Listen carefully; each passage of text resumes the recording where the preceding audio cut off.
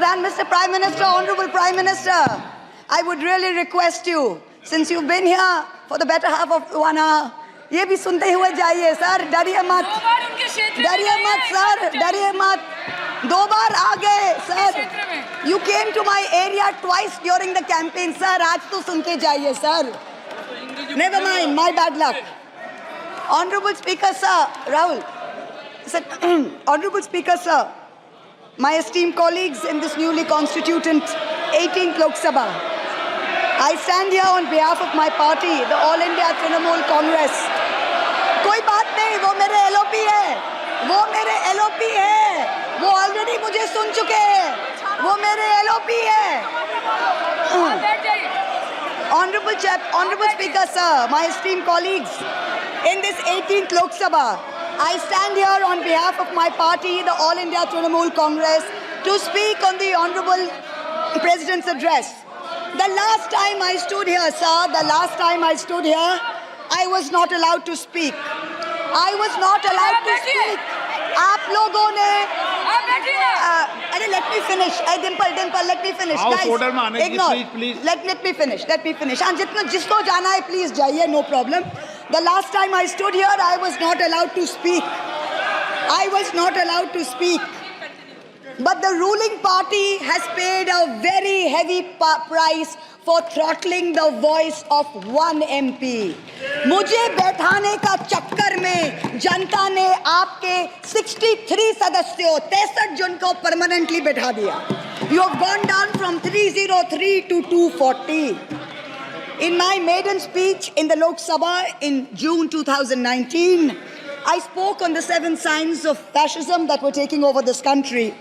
5 years to the date, on June 27, 2024, this House saw the unprecedented scene of the marshals welcoming the President of India, the Honorable President, with a Sengol in their hand. The Sengol is a symbol of the supreme authority of a monarch. It has no place in the temple of a constitutional democracy.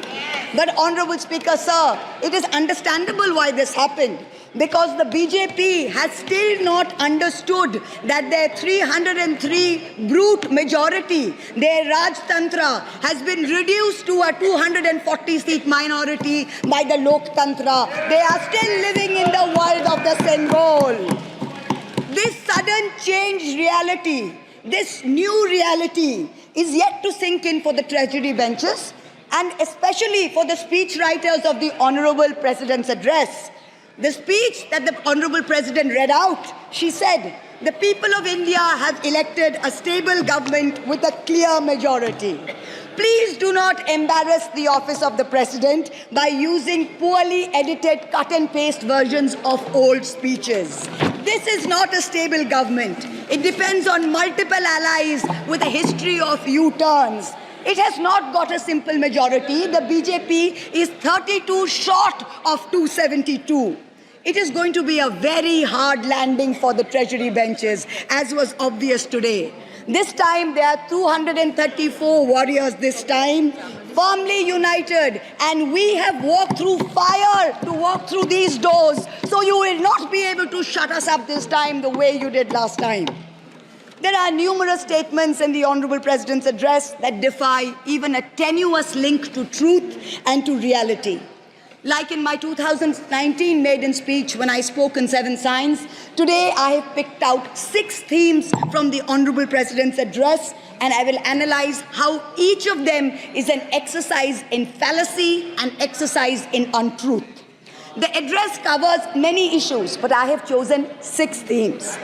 The first theme, the Northeast.